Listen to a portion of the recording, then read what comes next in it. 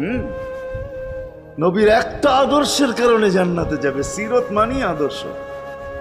আর এটা আমরা কদমে কদমে মোহতাজ।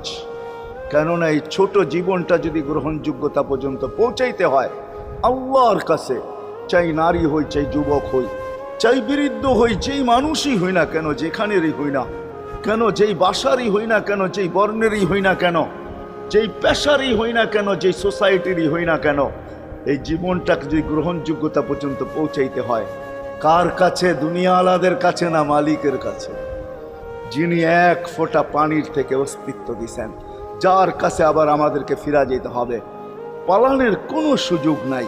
এই জন্যই কোরআন আমাদেরকে বোঝায় আইনাল মাফার।